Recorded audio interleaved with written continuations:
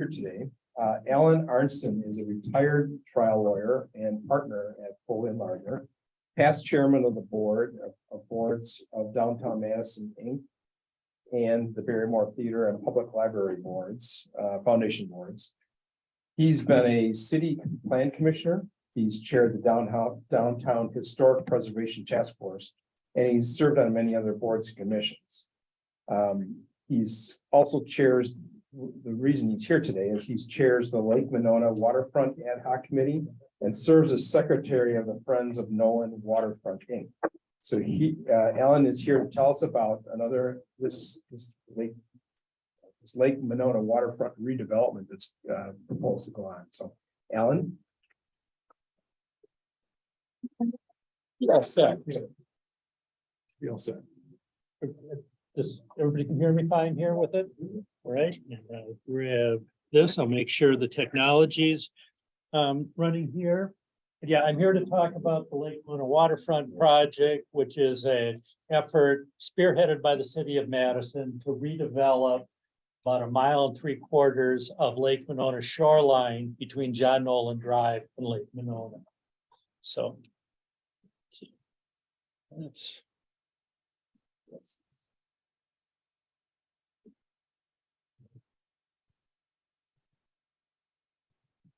well, and I will, the clicker's not working, so it seems frozen here. Yeah, let me. X out. And let's go share first.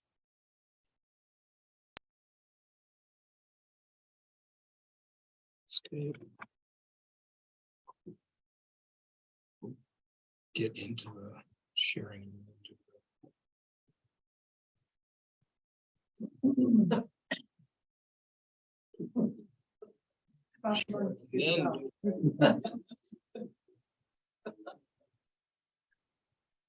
Sure. All right. Not that.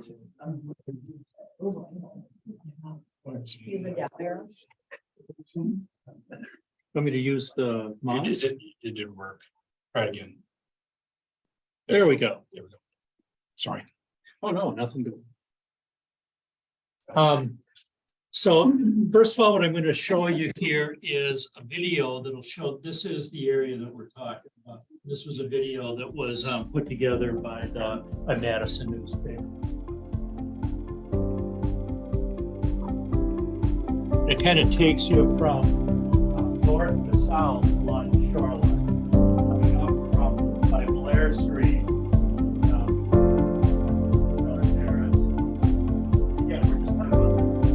Area between John Nolan and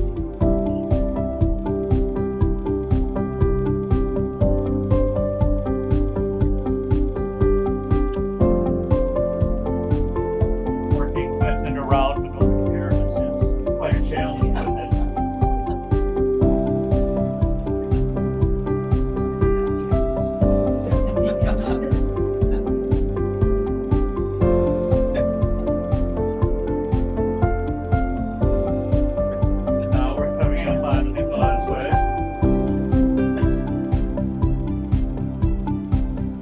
Big part of the timing of this is the city's rebuilding the John Nolan Causeway in 2025 and 26. And they wanted to coordinate that project. They're doing it all the way from North Shore Drive up to Olin Head. Because the bridges are busy. Good reason. Yeah. See some of the pictures. Here's Olin Park.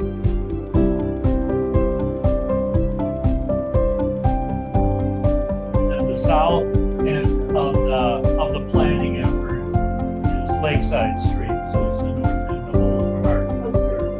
That's the new park facility, the old state medical building.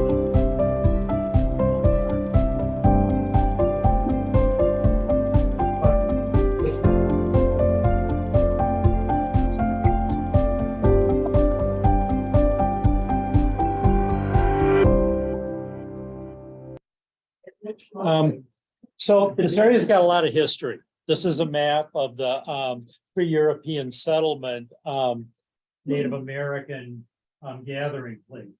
There were a lot of them. Kind of more recently, in the early 1900s, John Nolan was hired to do a plan of the city of Madison.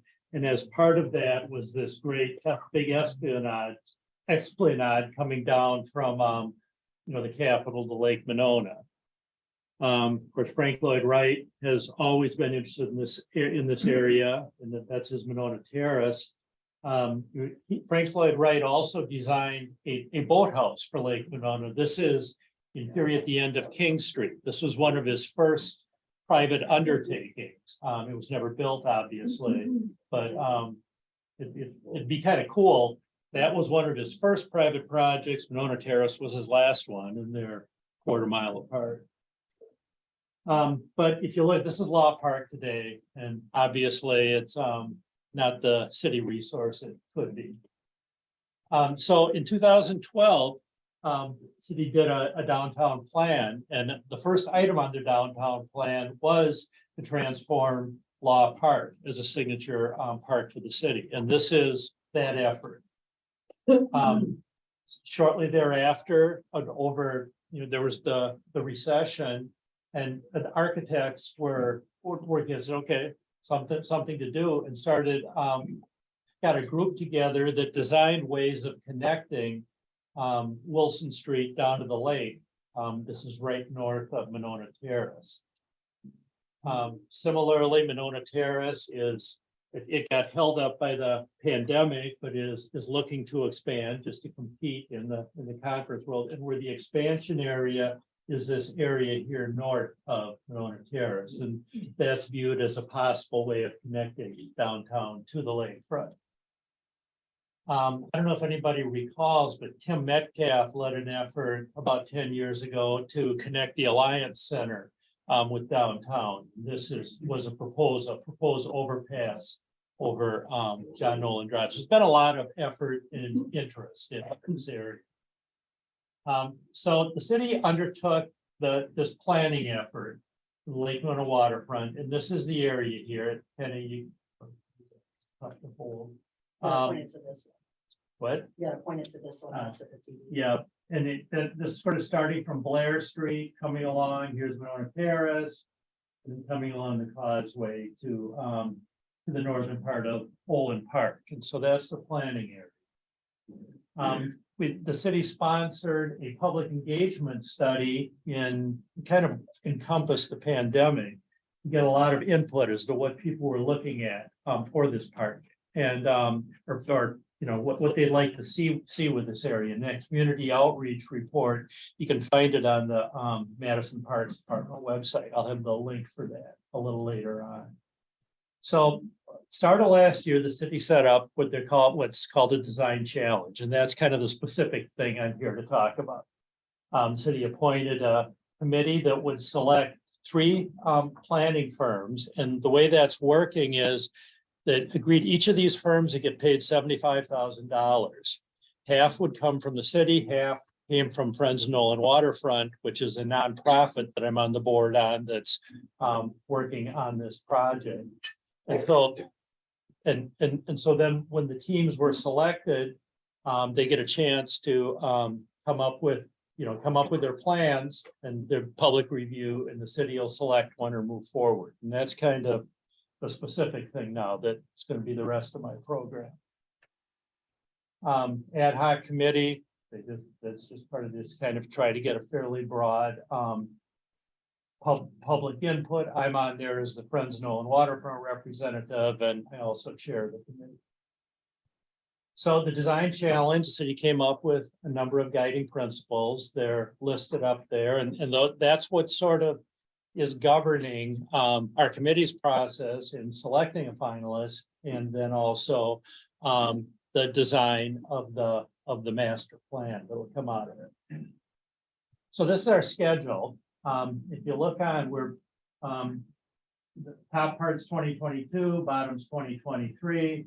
And so our committee's been very busy, and we're likely to continue being busy through the remainder of the year. I can answer specific questions on the schedule as we move forward. But so then in February, the city set out this request for qualifications, sent it out nationally to architecture and landscape architect firms to see if they'd be interested in participating in the design challenge. We got 14 respondents, which was more than the city expected. And just some very impressive groups from all over the country came here. Then our committee's work really started. We reviewed the responses and the first part was that these are our qualifications. These are what we've done. These are why you should hire us. So we reviewed them, we scored them. We interviewed the top 5, scored those. And then the 3 finalists were Sasaki Associates, James Corner Field Operations, and Agency Landscape and Planning. They're from Boston and New York, and they've got really a very impressive resume of projects that they've done. And really, rather than me telling you about them, I think I'll let them. The first one's Agency. These are our interviews. I'm Gina Ford, landscape architect and principal of Agency Landscape and Planning. Agency loves making incredibly engaging, playful, fun, collaborative places, public parks that really are as wonderful in the designing as they are in the making, as they are in the using. We love collaboration. We value both local perspectives and love bringing in national experience as well. You asked about diversity. Diversity is essential to great design. We see it in the fact that we work 100% of our work is public. So we work for the public good with the public on every project. I think both Gina and I have had great experience ensuring that the voices that are sometimes overlooked get a voice. We use, we call them design principles, but guiding project principles that are distilled from all of the different various feedback. We distill those into a set of, you call them values, we call them principles, and that takes it outside of any one person and makes it about project success. What's going to be best for the community? We don't want to get to the end of this 14 weeks and give the community a solution. We want to work with them to understand what resonates as we're moving through. Mark Dawson is principal in charge of Sasaki. I'm Anna Course. I'm a design principal and I'll be the design lead for this project. Also landscape architect. And we are deeply rooted and grounded with the local knowledge from Gray, Moffitt and Nickel, and Applied Ecological Institute. Sasaki is inherently a very diverse firm. We're interdisciplinary, as we've mentioned. We have over 300 professionals. We come from over 30 countries, speak 45 languages, and are over 50% female. But it's really in our parks practice where that interdisciplinary nature plays out. We want to blur the lines between landscape architecture, civil engineering, and ecology to create a big, bold vision, but that's really grounded in a reality that we know can move into implementation. Our team has been collaborating together for almost a decade. Anything from the Smale Riverfront Park to the Nord Family Greenway. We know how to work effectively and efficiently together. And I should also add, we actually really like each other and have loved what we're doing. We're passionate about creating these parks. And finally, we believe in meaningful diversity. And as you can see here in some of our most recent projects, we don't just meet goals, we exceed them to ensure that firms have a good investment and local commitment throughout the entire project. I'm James Corner, Director with Field Operations. Thank you for the opportunity. Megan? Our work is innovative and we pride ourselves in developing and integrating the latest research and technology into all of our projects. We believe in people. We believe the best parks and urban spaces are designed for people in mind. They're designed for their comfort, for their connection, and for their delight. And our parks and our projects create places for people. They create places to sit and stroll, to play, to picnic, and just to marvel in sort of urban life and the theatricality that ensues. We like to lead, as we say, lead with design, lead with ideas, but have multiples there. And those multiples and alternatives and options help foster conversations with people about what works and what doesn't work. And finally, our process is creative. It's built on creativity, it's design focused, and it's iterative. Look, at the end of the day, it's all about creating something truly spectacular and transformative, to create something that the next generations and generations to come can find deep meaning and great value.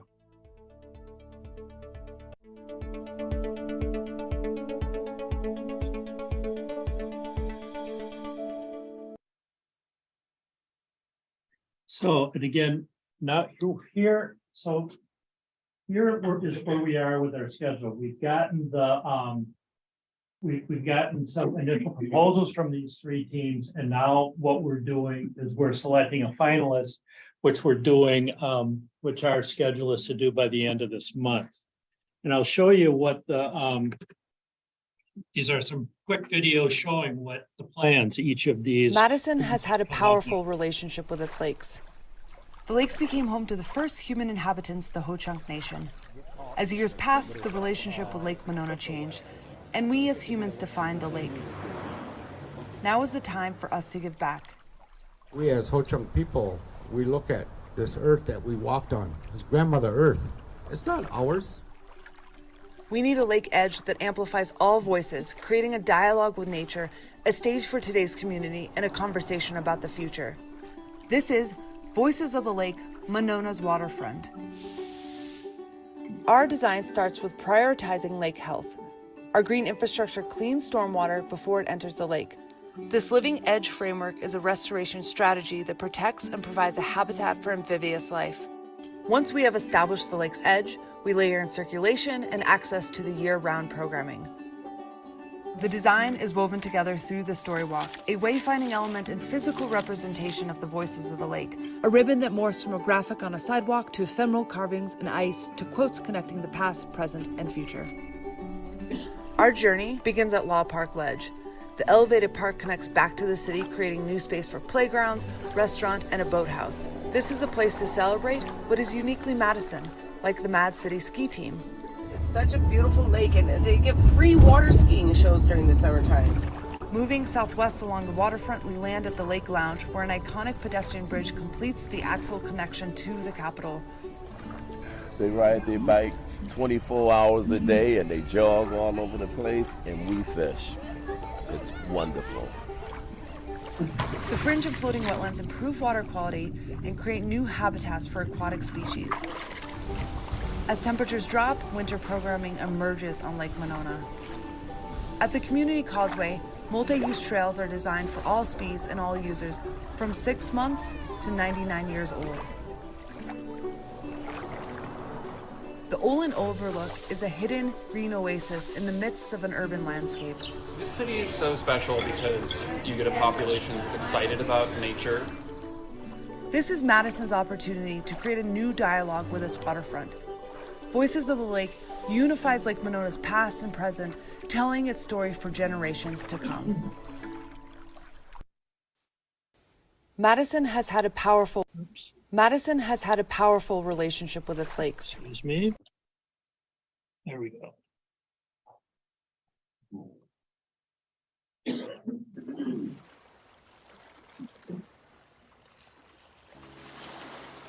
The reason I love living in Madison is because of our lakes. It's very special and powerful. It's a very nourishing environment. You see these families hiking together, picnicking together, people exercising, pushing themselves, and just watching people in the environment, get something from being there. It's so wonderful just to experience it. Madison's Aldo Leopold once famously said, "When we see land as a community to which we belong, we may begin to use it with love and respect."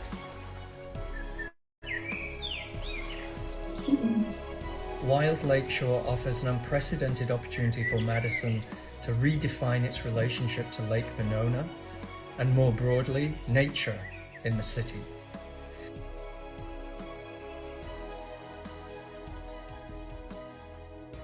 By reconnecting the lakefront to the city with connective green infrastructure, expanding territories for parkland, and softening its shoreline, the scheme envisions a vision where city and nature are inseparable. The wild lakeshore, with its wetlands, woodlands, meadows, beaches, as well as dramatic new piers reaching deep into the lake, offers an innovative model for urban living, where nature, along with outdoor recreation, social gatherings, cultural activities, and economic opportunity are welcoming and accessible to all.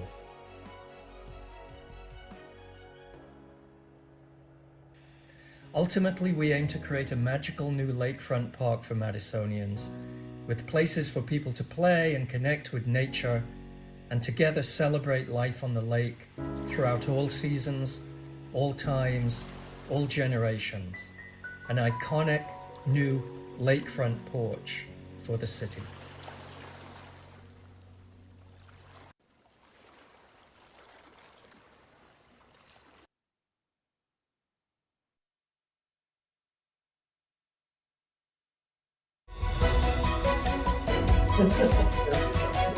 Welcome back to Lake Monona Live. This month marks 100 years since the Lake Monona Waterfront Design Challenge began transforming our lakefront. The community-driven vision identified a series of 21st century principles to be bold and visionary, to restore Lake Monona as an ecological resource, to embrace seasonality and climate change resilience, and importantly, to create safe paths for all. To celebrate this important milestone, our field correspondents are taking a walk along the lakefront. Let's head first to Olin Park, where landscape field correspondent Laura Brisson is standing by. Thanks, Gina. I'm standing here in Olin Park. Back in 2022, this was a beloved park, but it lacked safe connections to neighbors in need of open space. Today, it's described as the South Side's lakefront. People walk here from nearby neighborhoods, and they tell me it feels like their neighborhood park, with places for family gatherings, gardening, strolling, and fishing. Just this morning, the boardwalk was full of anglers at sunrise. And tonight, we see some of the same folks grilling with their families. Let's head now to the Causeway, where Chief Ecological Correspondent Corey is standing by. Hi, Gina. I'm standing along John Nolan Causeway. What was once a loud, fast-moving roadway now includes paths for bikers, runners, walkers, people pushing strollers, and more. Everyone can choose their own speed, and there are spaces for lingering and pausing. We can see people enjoying the winter landscape of the restored marsh and reconnecting to a cultural landscape once lost to time. We also saw in the summer how this landscape helps to clean stormwater before it reaches the lake. Let's head now to Monona Terrace, where lead heritage correspondent Chris is standing by. Thanks, Gina. Here I stand on perhaps the biggest and boldest change of the last 100 years, Monona Hill. What was once an expanse of asphalt and fast-moving cars is now a land bridge that unites Law Park, creating seamless paths to connect the city to the lake. This signature 8-acre park, a green hill, embraces Monona Terrace in its mid-century expansion. We can see families enjoying the new space, visitors pausing to appreciate the view, and this place also comes alive during major events. Today, the nearly 2 miles of lakefront is unrecognizable from images of the past and are such a celebrated part of our city. And what an evolution the last 100 years have brought to Madison and the Lake Monona Waterfront.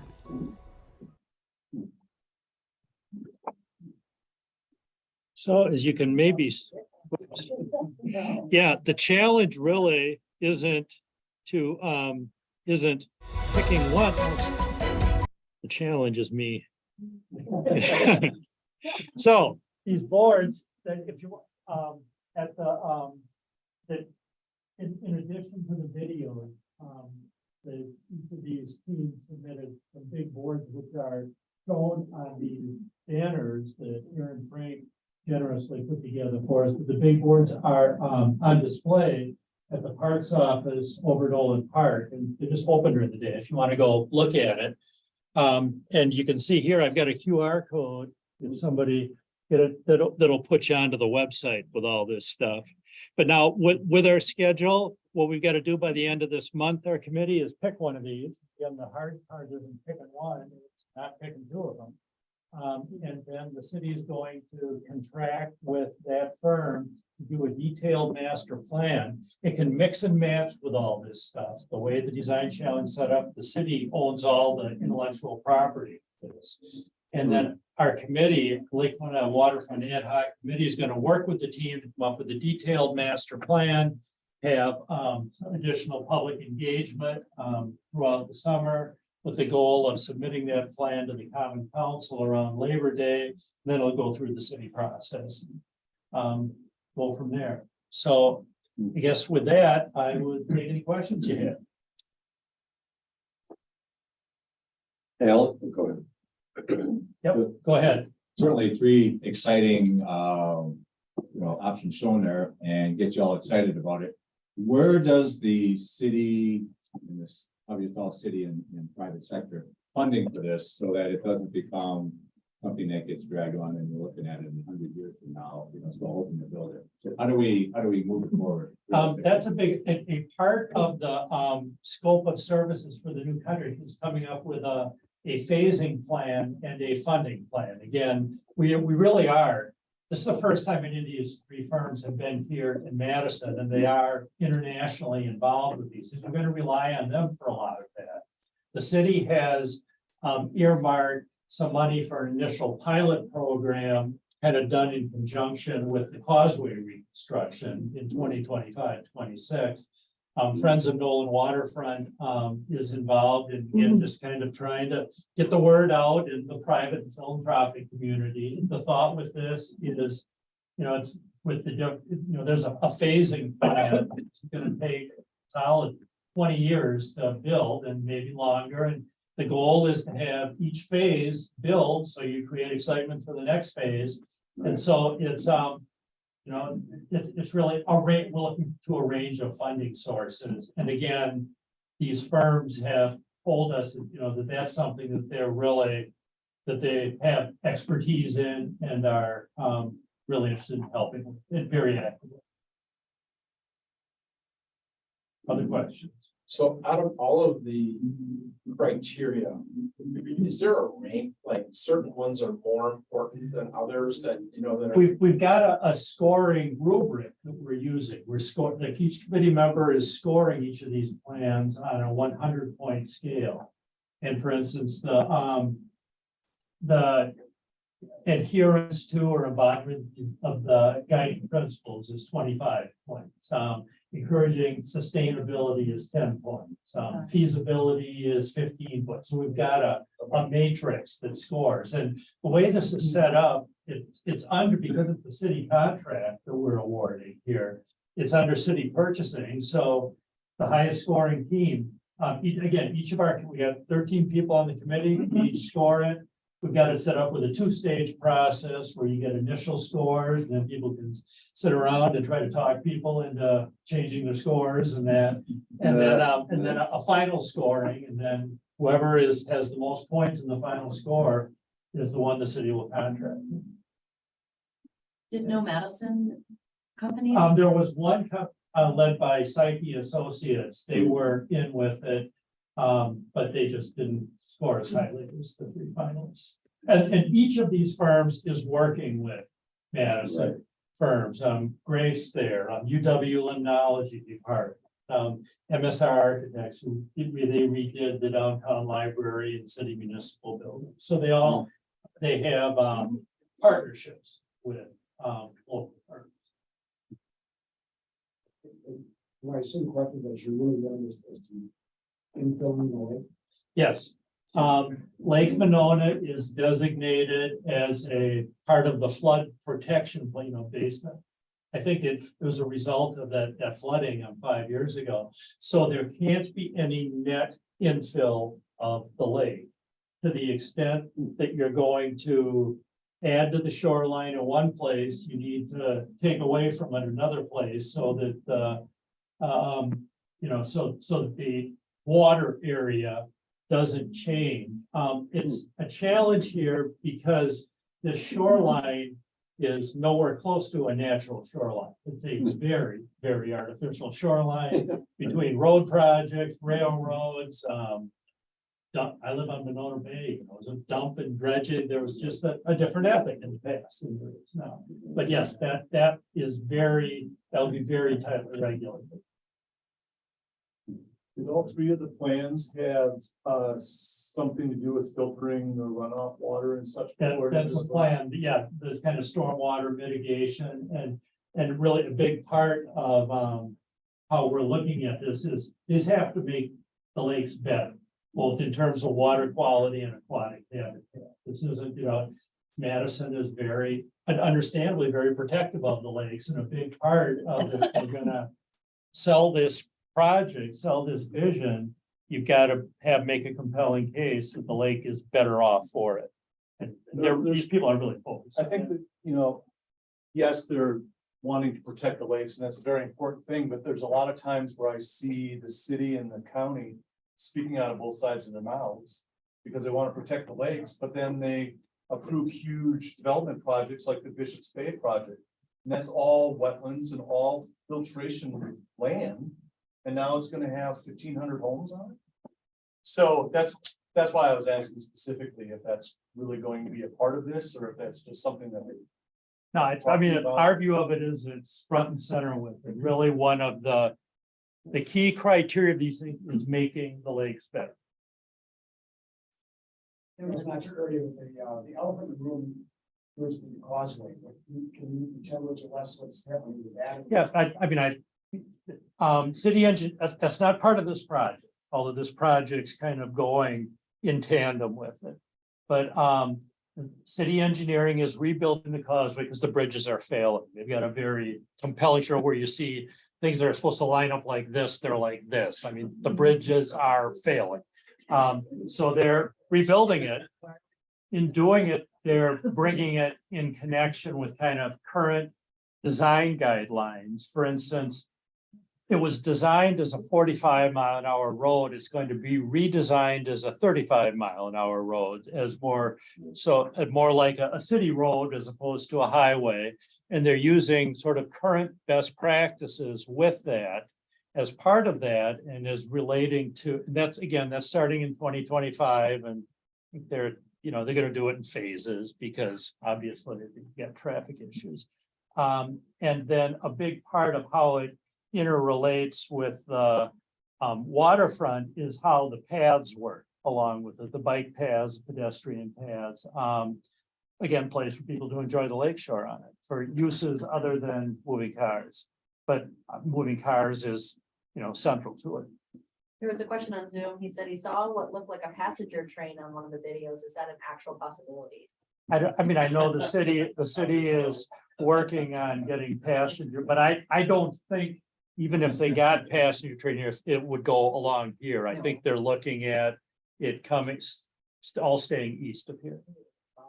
Yeah, You referenced the Medical Society building. I worked in there for a long time. Beautiful views. The building itself is not that great. How does that property figure into what could happen? Well, again, I was actually on the city council when we got that property. I had a temporary term on there when an alder resigned. But that's all. It's a city park from Lakeside Street, kind of north from there, including the old State Medical Society building. Right now, that building is being used by the Parks Department and School of Community Recreation. But that whole area, there is an important part of this park planning process. I think how the vision so far, which I think are pretty consistent with how I live in the Bay Creek neighborhood, how people look at it is that's a kind of a less developed part of the park. There's apparently just a beautiful mix of trees there and kinds of things. These consultants were saying that the quality of the woods there is exceptional. Yeah. Yeah. So yeah, that's part of it. But all of the visions show that as a nature woodsy area. With or without the building? I think the building's planning on staying. I think the building's it's supposed to be a pretty good building, actually.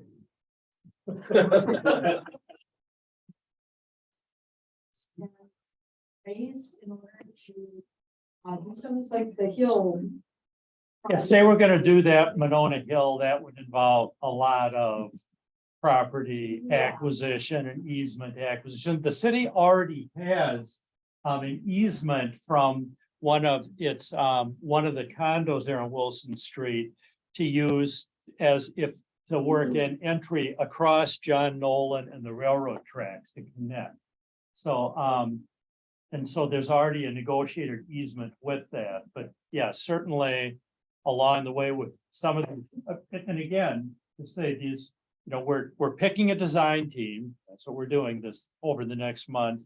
And then we're working with that design team to come up with a plan that can mix and match from this stuff and will be interesting. I mean, that to me, that's the real fascinating part of it. And that's what really comes out of this. I give these teams a lot of credit that we asked them to be aspirational, asked to, think big. And I don't know that the ultimate plan is going to be the biggest thinking parts of this, because you got to figure out, hey, how can we build it? You said these are on display. Is that in the old State Medical Yes. Society building? Okay. Yep, there's So a big that's open to conference room there. Yep, it's open to the public. You during the just day. walk in and there's a receptionist. Tell me you want to look at the boards, and these are up as big boards. Yep, in that room. I encourage, and then there is also in connection with that, there's a survey out that's on the parks website, and it's on the Friends of Nolan Waterfront website. It's going to be open just until Thursday now, or Friday. For people to provide input. We've gotten close to 1,000 responses so far. We really are very actively soliciting public input. And again, our committee, we're a city committee, it's utterly transparent. They're either Zoom meetings or they're recorded meetings. So it's an interesting process. Just wondering, as with all projects, wondering how you're intentionally reaching out to underrepresented groups, especially children, or those who like, I don't know, other. For underrepresented groups, the city contracted with Equity by Design, which specializes in connecting with underrepresented groups. They have been involved in the public outreach.